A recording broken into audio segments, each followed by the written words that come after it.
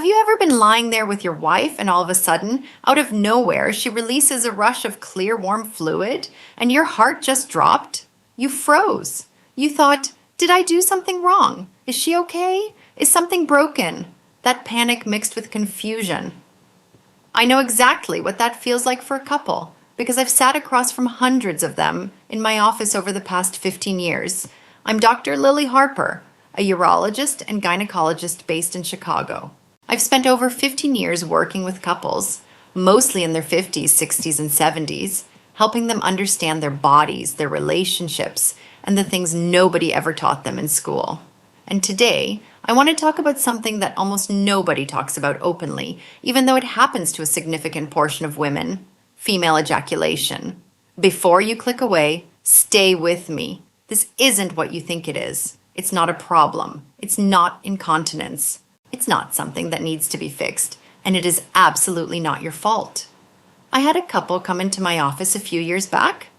Robert and Carol, both in their late 60s, married 38 years. Robert sat down across from me, looking like a man who'd just accidentally broken something expensive. Carol wouldn't make eye contact. She kept her hands folded tight in her lap. Robert finally cleared his throat and said, "Doc, something happened and I don't know. I think I might have hurt her somehow." Carol looked up and said quietly, "I don't know what's wrong with me." I remember leaning forward and just smiling at them both. I said, "Nothing is wrong with either of you. In fact, what happened is one of the most beautiful things a woman's body can do." You should have seen Robert's face, pure relief mixed with total confusion. That's usually how it goes. So let me explain what's actually happening. Clearly, scientifically, and without all the embarrassment that usually surrounds this topic. Medically, what we're talking about is called female ejaculation. It's a natural physiological response where a woman's body releases a clear, odorless fluid from small glands located near the urethra, called Skene's glands, sometimes referred to as the female prostate. This is not urine. The chemical composition is completely different. It has no color, no odor, and zero connection to urinary tract infections, incontinence, or any kind of health issue. Studies suggest that anywhere between 40 and 60% of women experience this at some point in their lives. But because we don't talk about it, especially in older generations, most people who encounter it have no idea what it is. And here's the part I really need you to hear. This response doesn't just happen randomly. The Skene's glands don't just activate on their own. They require two very specific conditions: emotional safety and physical relaxation. Meaning your wife's body can only do this when she feels completely safe, completely loved, and completely at ease with you. It is, in the most literal biological sense, her body saying, "I trust you completely." Think about that for a second. Now, I want to tell you about someone I'll call Margaret. She was 64 when she first came to see me. A retired school teacher from the suburbs of Minneapolis, married to her husband, Don, for 36 years. She drove herself to my office alone, which told me something right away. She sat down, pulled at the sleeve of her cardigan, and said, "Dr. Harper, I think something went wrong with my body, and I'm too embarrassed to tell my husband." She described what had happened, and I could see her physically bracing herself for bad news. When I told her it was completely normal, more than normal, actually a sign of health, she started crying. Not sad tears, those quiet, relieved tears that come when you've been carrying something heavy for way too long. I told her, "Margaret, your body did exactly what it was designed to do. This isn't a malfunction. This is actually evidence that you and Don have something really special after 36 years. She wiped her eyes and laughed a little. "Well, he's gonna think he's pretty hot stuff when I tell him that." Now, a lot of people ask me, and I want to address this directly because I get this question all the time. Is this healthy? Is it safe? Can it happen too often or not often enough? The answer is that there's no too often or not enough here. This is not a performance metric. It's not something you should be trying to manufacture or measure. It happens when conditions are right, and when it does, it's a sign that everything is working beautifully. There are no health risks associated with it. It doesn't indicate anything is wrong. If it happens regularly, that's wonderful. If it happens rarely or never, that's also completely fine. Every woman's body is different. and the absence of this response says nothing about the quality of your relationship or her health. What I do want to explain is why it happens when it does, because understanding the biology here will genuinely change how you approach your relationship. The Skene's glands are tiny. They sit tucked along the urethral wall near what's commonly called the G-spot. They are activated by the parasympathetic nervous system, which is the branch of your nervous system responsible for rest, relaxation, and connection. The keyword there is relaxation. These glands literally cannot function when a woman is stressed, anxious, tense, or emotionally guarded. They require the body to be in a state of full, genuine ease. And what produces that ease? Oxytocin, the bonding hormone, the one that gets released when you hold hands, when you hug, when you look someone in the eyes and mean it, when you say something that makes another person feel truly seen.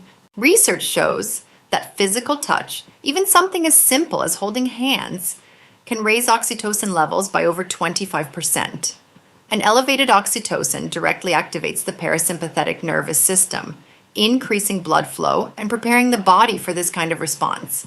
So when your wife experiences this, what it means biologically is her oxytocin was high, her parasympathetic system was fully activated, her body was completely relaxed and open, and the Skene's glands responded.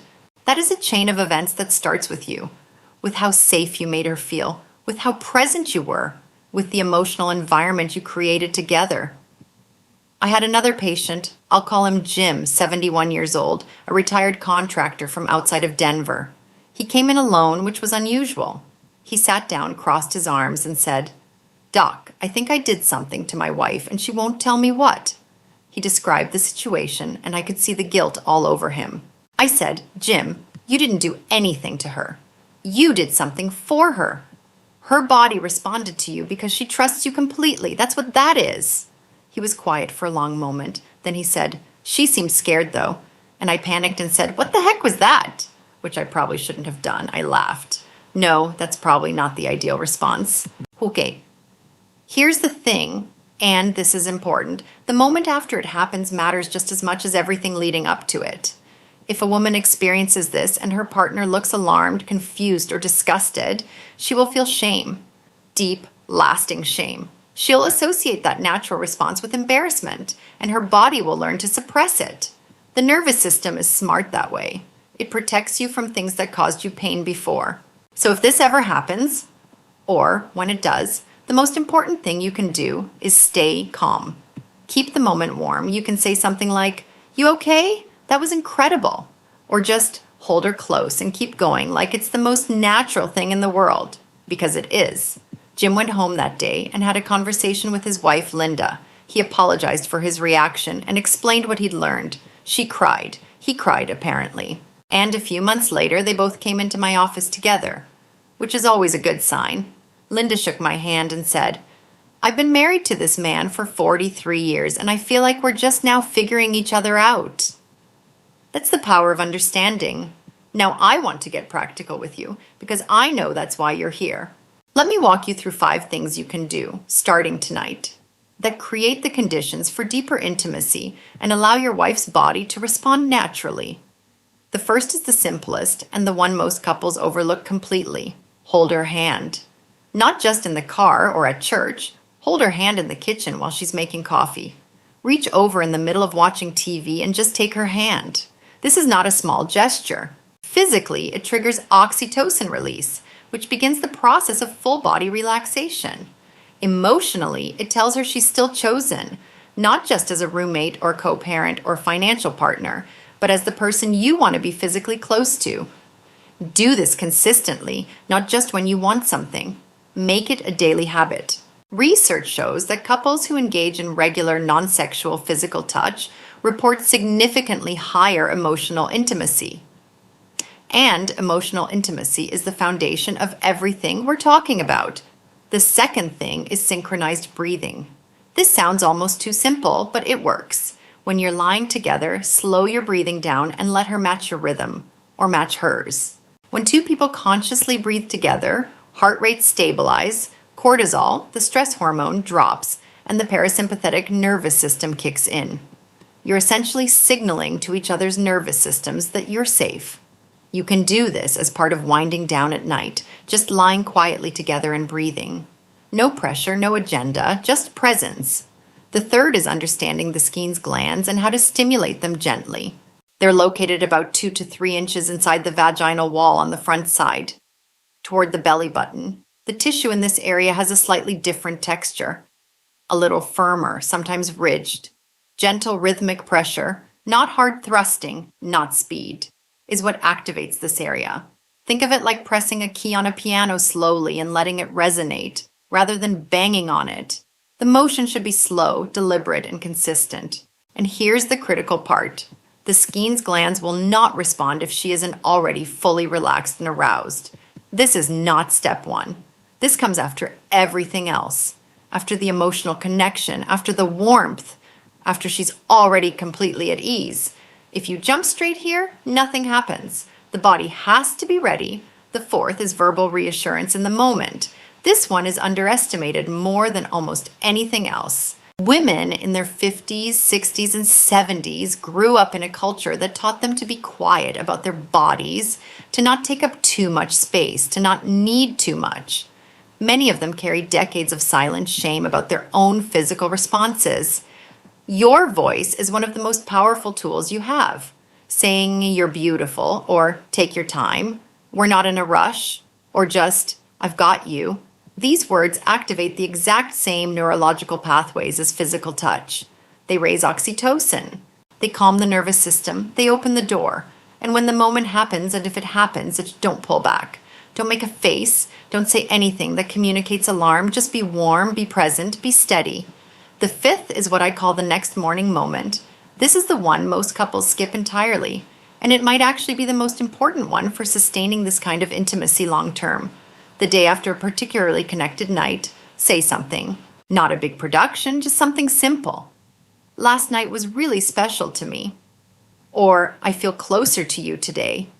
Something that takes what happened between you and turns it into a shared memory, a touchstone, something she can carry with her.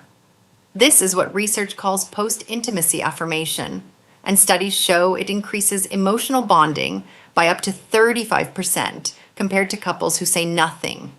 It also communicates something critically important. What happened between us was good. It was safe. Your body's response was welcome here. That message, repeated over time, is what allows a woman to let go of the last of her inhibition and respond fully to you. I want to circle back to something before I wrap up, because I think it's important and I don't want you to leave without hearing it. A lot of men, especially men of your generation, were taught, explicitly or implicitly, that being a good husband means providing, protecting, and staying strong. That emotions are secondary. That talking about intimacy openly is embarrassing or unnecessary.